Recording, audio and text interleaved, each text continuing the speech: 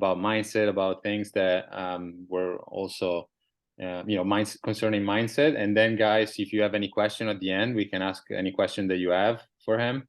Okay, and we can do it that way. Okay, so first question, in your words, what is mindset and why a player needs to work on mindset? In my opinion, mindset is your view, your thoughts, your beliefs of everything, not just of soccer, but in general, the way you view life, you view everything. Example, if you put yellow sunglasses on, you're going to view the world yellow. If you put blue sunglasses on, you're going to view the world as blue. So it's what kind of glasses do you have on? What kind of beliefs do you have? What kind of thoughts do you have? What kind of things you believe in, you listen to? It's to me is believing or not believing what comes from your mind. There's a lot of thoughts that come from our mind from the moment that we wake up, from the moment that we open our eyes in the morning. Our mind, our head is already thinking, it's going, it's creating all types of different thoughts. So your mindset is important to work on, so you know exactly what the kind of thoughts that you're having.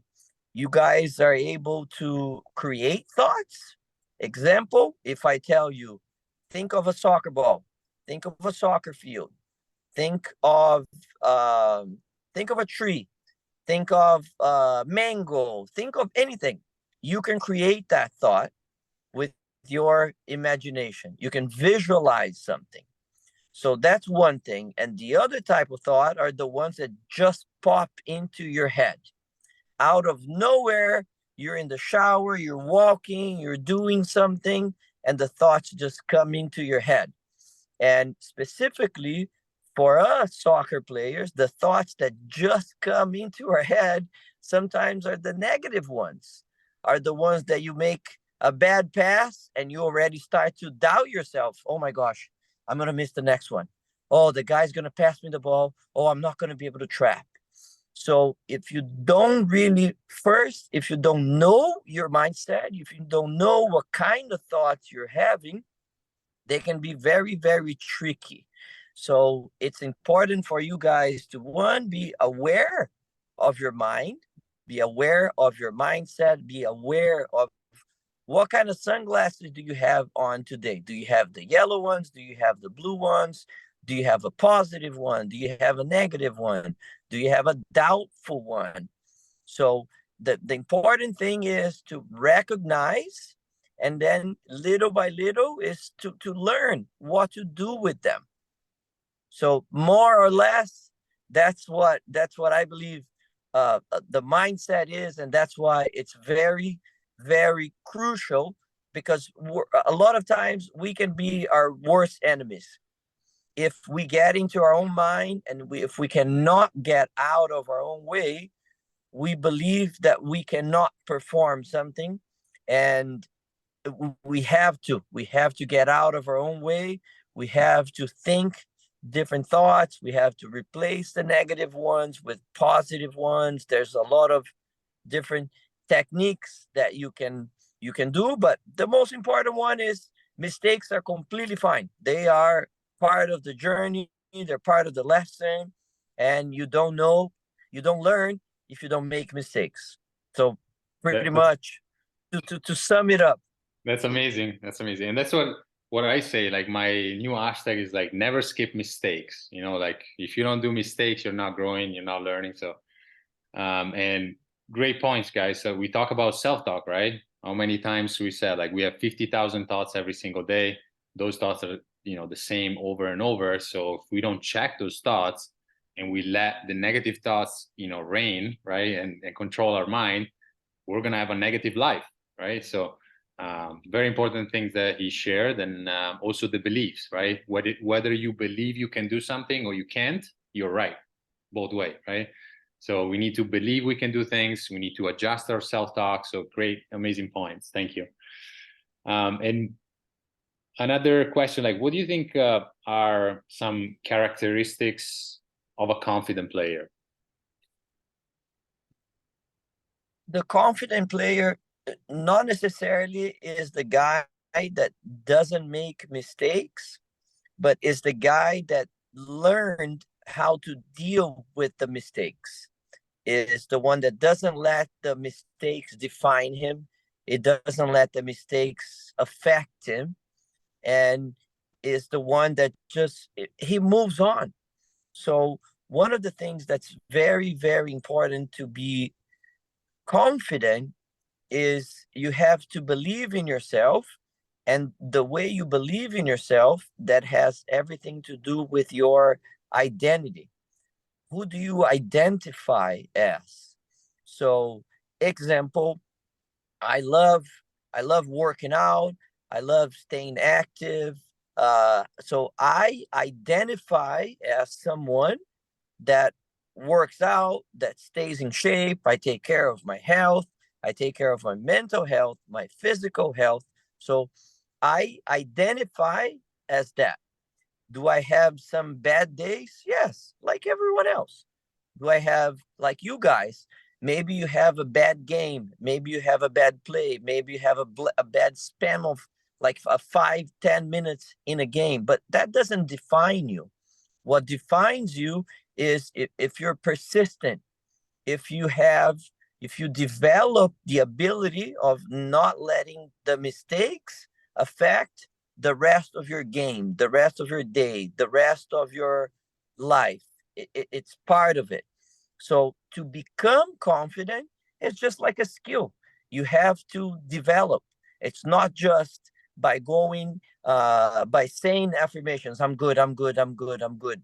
Yes, but how do you confirm that identity? You confirm by training, you confirm by working hard, you confirm by doing your best every single day when you show up to practice. So you develop the confidence with time. And to me, the most important way to develop your self-confidence is, you guys are very lucky to have a mindset coach that's very capable of giving you guys a lot of tips, a lot of advices on how to work with your mind.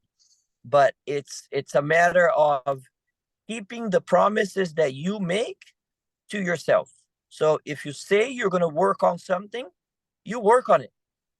If you say you're going to work on your weak foot, if you say that you're going to work on dribbling, on passing, whatever, we all have our weaknesses. And it's a matter of developing, getting better little by little, and not letting the mistakes affect you. That it's a fact. We all make mistakes. We all do, including the best players in the world. But what do? Deep breath, shake it off, move on. Next play. Most important play is always the next. The one that's already passed is already part of the past. Over. Yeah. Move on. That was who was like Xavi that said my best play is my next play, or I have a next play mentality, right? Yeah, absolutely. Yeah, and that's what I taught them too. Like you have the best players. The difference between normal player and the best players is like after a mistake, they allow 2-3 seconds and then they move on, right? Yeah. So you can be frustrated. It's not like no one wants to lose. No one wants to make mistakes. But it's one thing to let your whole game be affected by one mistake, or just shake it off. The next play is going to be my best one, right? So very important that. Yeah, absolutely. Nice. And why do you think is important to set goals? We did last week. We teach them how to set goals, long-term goals, short-term goals, and how to work on them. What do you think is important for soccer players?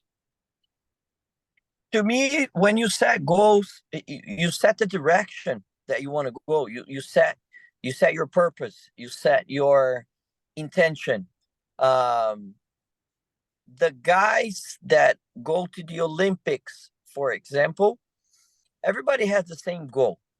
The goal is to win a gold medal, but there's only one that's actually going to win the gold medal. So they all have the same goal, but the difference is when you break a goal down, how small can you break it down to something that you can actually accomplish on a daily basis? So that's why I said the goal sets your direction. But how do you break down a goal into achievable results that you can do on a daily basis? For me, for example, my goal is to be better today than I was yesterday. So I compare myself to myself. So the direction that I go, I only move forward. So it's important for you guys to have a goal. Example, my next goal, my goal for the season, my goal for the week, my goal for the weekend, my goal for the month. I want to be the best player on my team. I want to score 5 goals. I want to score 10 goals. Next year, I'm playing on the B team. I want to play on the A team. Goals change. As you guys get older, you're going to have different goals. Maybe you accomplish one of the goals, and then you got to have a different goal, and then you got to move on. But you got to have the intention that you have with the goal is to improve, is to get better, is to work hard, is to work on yourself so you can improve through the process. You can create a process where you're not attached, like coach said. The best players are the ones that they don't let them, they don't get attached to the mistakes. It's the same idea with the goals. You don't get attached to only one goal, you get attached to the process. So you enjoy the process, you enjoy working, you enjoy trying your best, and then it becomes a consequence of you doing the proper things over and over, meaning not getting attached to your negative thoughts, trying your best every day, taking care of not only your training, but also your nutrition, your recovery, stretching. The best players, they do a little bit of everything. They don't do just one thing well. It's their whole player. So for you to have a goal, you have a goal and you break it down to smaller goals, smaller achievable goals that you can work on a daily basis, a weekly basis, a monthly basis, a yearly basis. But it's very, very important. So you guys have a direction that you need to follow. You're going to travel, you're going somewhere, you know you're going, you don't know for sure when you will get there, but you can only move forward. So that's why it's very, very important to know which direction you're going. It will set your direction. Yeah, that's great. Yeah, you got to focus on the process, like you said. Like you got to enjoy the process, like the struggle. Even if you go through challenges, like you're growing, right? We teach you guys growth mindset is like basically going through challenges and embracing those challenges because you're doing something harder than you did before, right? So you're growing. So like learn from that, and the goals is like, yeah, don't be focused too much on the goal. You have to have a goal in mind and break it down in smaller tasks, but you got to enjoy the daily task, the weekly training, the daily training, and everything that goes in between, right? Because if you're just focused on I gotta get there, I want to already be there, you're not enjoying the process, right? So good points.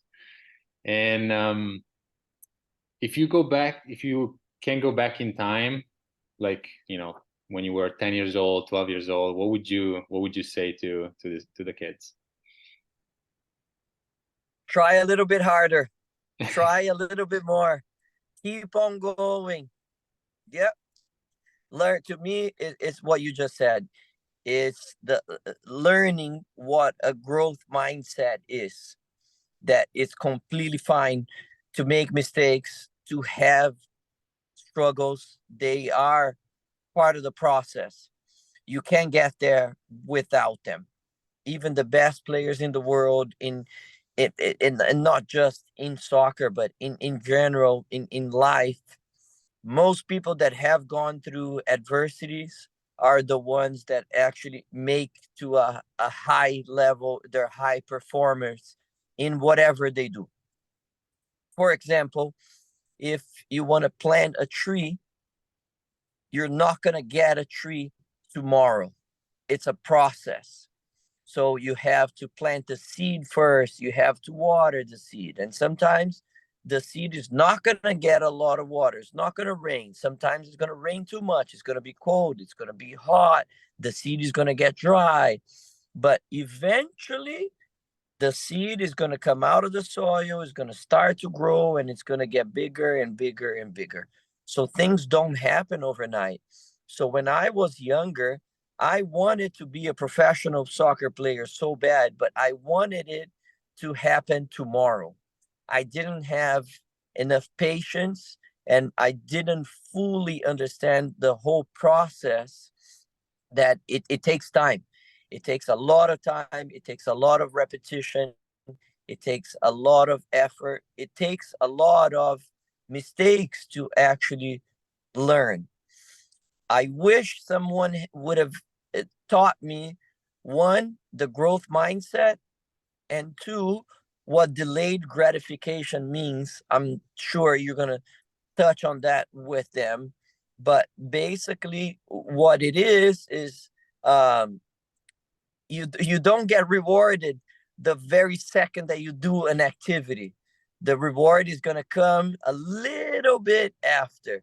Sometimes it's going to be days, sometimes it's going to be weeks, sometimes it's going to be months, and sometimes it's even going to be years. So for you guys that you are young enough, you got to trust the process, you got to enjoy the process, and you got to enjoy every little moment. They're all part of the journey.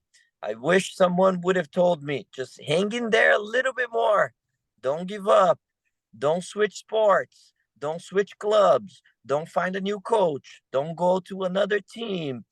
Just learn that you are able to do it. It's not easy, but it's doable if you believe in yourself and if you continue going no matter what. That was one of the things.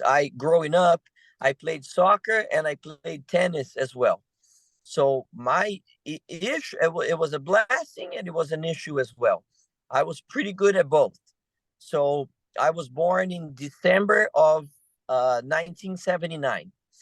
And my good year was when I would play 79, 80. But when it became 78, 79, I would play against guys that were almost 2 years older than me. So when things got tougher to me on the soccer side, I would go back to playing tennis because it was easier. I was more comfortable. I was like, oh, let me go back to tennis. It was more exciting. And then when things got hard at playing tennis, I would go back again to playing soccer. So I was okay at both, but I didn't make a living off of playing any of those two sports. So my advice to my younger self would be, try a little bit more, hang in there. Yeah. Yeah, you're right. I mean, a lot of people, like, as soon as they face a challenge or this is too hard, I'm gonna go back to the easy, right? I'm gonna go back to the team where I was before rack, where I could score 20 goals every game. But you're not growing there. You're not getting better. Like you gotta enjoy that process of going through that challenge. Okay, if you're going through any challenge right now, you're frustrated, you can't get things done. Like coach said, hang in there, keep trying even more, right? Nobody wants to work on your weak foot, but that is necessary to get to the next level, right? Yeah. Yeah. Nobody wants to do the meditation every day, but it's going to make you more clear, clear-minded and focused and everything, right? The things that you don't want to do that, you get rewarded after, if you stick to it, right? People want the easy fix and the easy things, but stick to the harder thing that makes you better, right? And it's little by little.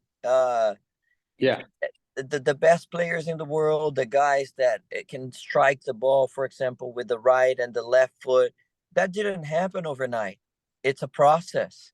The guys that learn how to play the piano, play an instrument, the guys that are experts in any field, it did not happen overnight. That's a lot of practice, a yeah, lot of hours, a lot of repetition, a lot of mistakes, a lot of failures. So you guys are, when you're failing, you're on the right path. For sure, you're on the right exactly. path. Exactly. Yeah, even if you have a lot of talent, it's not enough. You know, you have a lot of talent. There's a lot of players that have a lot of talent, and they think that they have it all figured out, and then you know, they don't make it because they think they're really good, so they don't work as hard, right? So even if you have a lot of talent, you still have to go through the challenges, through the process, and work harder than everyone else. You know, Kobe was going an hour before, you know, everybody else just to get an extra repetition, right? You gotta go the extra mile to get better, right? So that's great. All right, guys, you have any questions?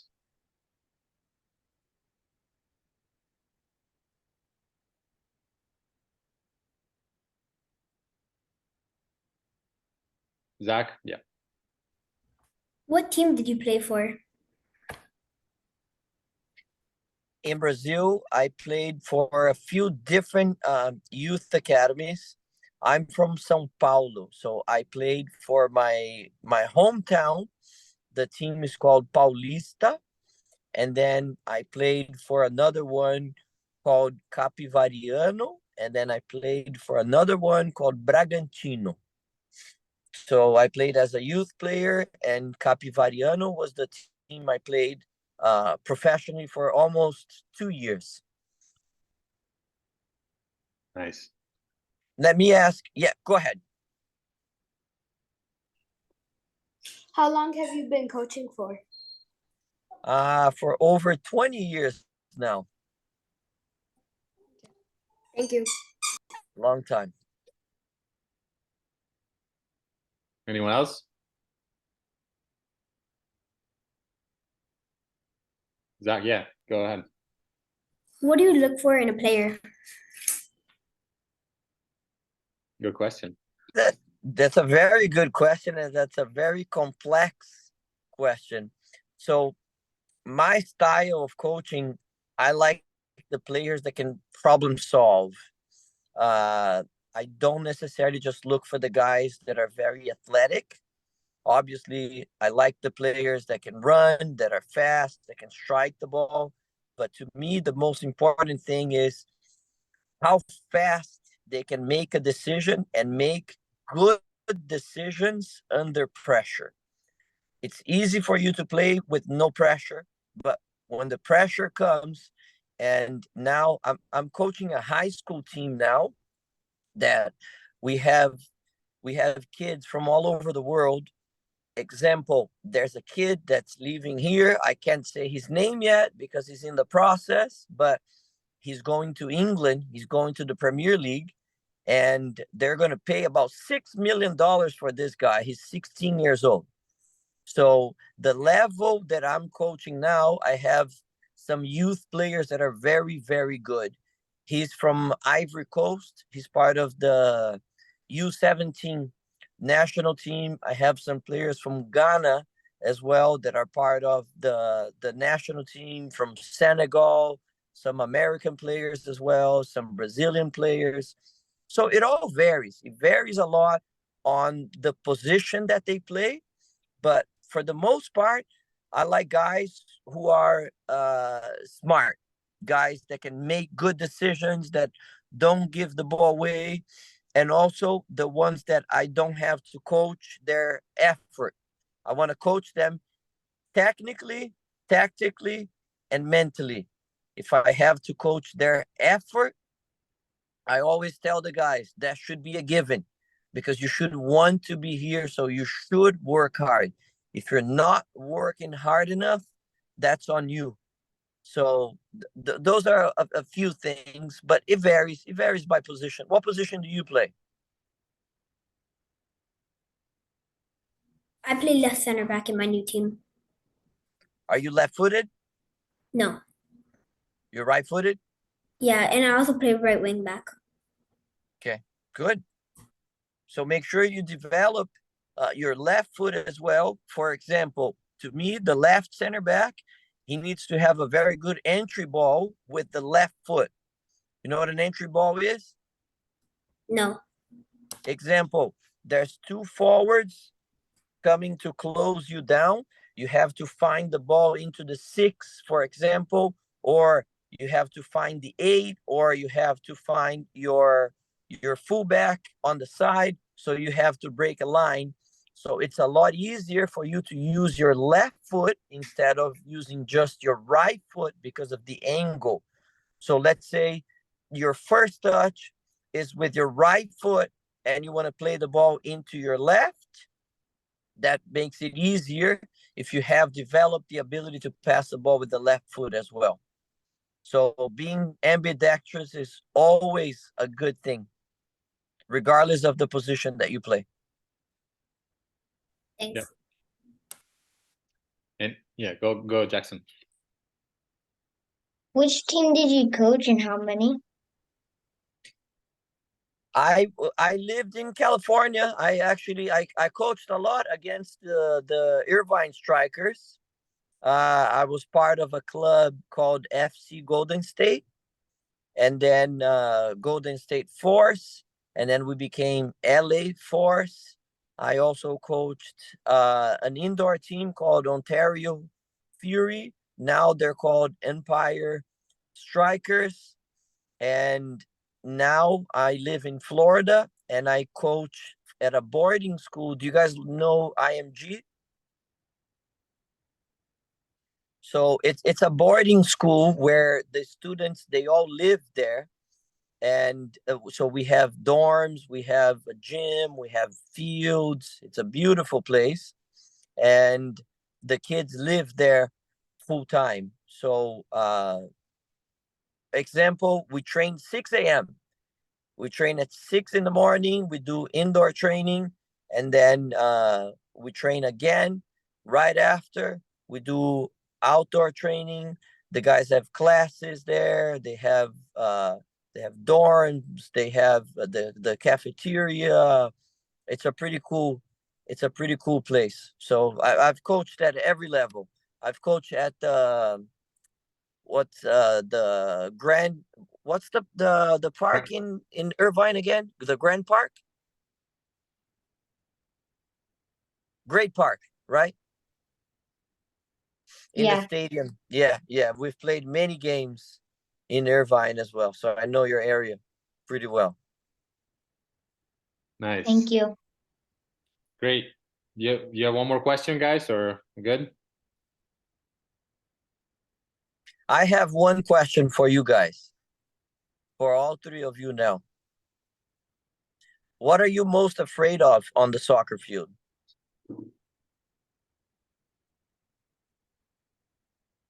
Go ahead. Making a mistake. Follow-up question. Why? Because if I make a mistake, my coach will yell at me. So are you afraid of the mistake, or you're afraid of the coach's reaction if you make a mistake? The coach's reaction. Can you control the coach's reaction? Yes. How so? By making a good pass or a good idea. But can you avoid making a mistake? No. No. So an easy way to correct that is trying a little bit harder. So if you're afraid that he's going to be mad at you if you make a mistake, right? Yeah. Mistakes are completely part of the process. So how do you minimize the chance of making mistakes? Is by training. Is by training harder, by training a little bit more, and just try to break it down. For example, I'm afraid of making a mistake. A mistake could mean a lot of different things. Could be you didn't tackle the ball, you didn't step to the ball, you made a bad pass, you missed a shot. So try to evaluate afterwards, what did I do that the coach got mad at me? I made a bad pass. Okay, fine. Maybe I can work on my pass this week. Maybe I can work on my shooting this week. I can work on something. You can work on a little bit more, but just trust the process, that mistakes are completely part of the journey. If you don't make a mistake, that means you're not trying. And in all honesty, you can't really control how the coach is going to react, because you might make a mistake and your team is winning 4-0, the coach is not even going to care. But if you make a mistake and the game is 0-0, maybe the coach is going to care. So you can't really control what the coach is gonna, how the coach is gonna react. So you can only control what you do, and as long as you do your best, you should be very proud of yourself. Thank you. Yeah, of course. How about you guys? I'm scared about making a mistake and like maybe a possible goal. How about you? What's your name again? Ari? Ari? Yeah. Mine would be taking a bad touch and making a bad pass. Okay. To all of you, again, it's completely fine. Mistakes are part of the process. So if you feel like you've made those mistakes in the past, or you continue to make some of those mistakes, if the mistake is more technical, it can be worked on. If it's your first touch, for example, maybe when you get home, you can hit the ball against the wall a few times. If it's your first touch, you can throw the ball up in the air, bring it down, hit against the wall a few times. You can work on some of the more technical aspects of it. But just like I told, what's your name again from Irvine? I'm sorry. Jackson. Jackson. Like I told Jackson, as long as you try your hardest, as long as you know you're trying, that's all that matters. Because like I said before, you don't really control how the coach is going to react. You can only control what you do, and you have to do your best. You have to try, and you have to try over and over again. Do you guys like playing soccer? Yes. Yeah, so it should be fun. It should be very fun. You should enjoy. You should work hard. You should get out of practice very, very sweaty, very content, very happy. So for you to do that, for you to be happier, you need to be working. Like Coach Valentino said, it's part of the process. Enjoy the process, enjoy the journey, enjoy making the mistakes. When you go to practice, make plenty of mistakes. They can be corrected, they can be improved on. So believe in yourself, believe that you can do it. And if you do make one mistake, here's the secret for you guys. If you do make one mistake and you get attached to that mistake, the likelihood of you committing a second mistake in a row is very, very high. Now, you made a mistake. You take a deep breath. You let it go. You don't get attached to the mistake. Most likely, next time when you get the ball, you will not make a mistake. So always try not to make two mistakes in a row. That's simple. Very easy. Yeah. Yeah. Thank you. The only way you're making the second mistake right away is because you're too focused on the previous one you made. And you're in your mind, you're like, I can't miss this. Right? When you do I can't miss, try to go to shoot a penalty, and everybody's saying to you, don't miss this. If you miss this, we're gonna lose. How much more pressure you're gonna have if instead, your team is gonna say, you got this, you always score those, right? So different type of pressure. If you put too much pressure on yourself, like I can't miss the next ball, or the coach is gonna yell at me again, and then I'm gonna be put on the bench, then it's an extra pressure, and it's guaranteed you're gonna make that mistake. So Yeah, absolutely. Reframe. exactly.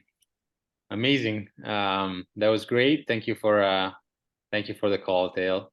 And My pleasure. that was great. Okay, guys. See you all next week. And if you want to share like your Instagram or where they can find you so they can follow you, and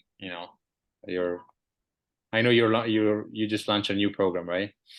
Yeah. So if it's Thales is my first name, THALES _ my last name is Peterson, Thales Peterson.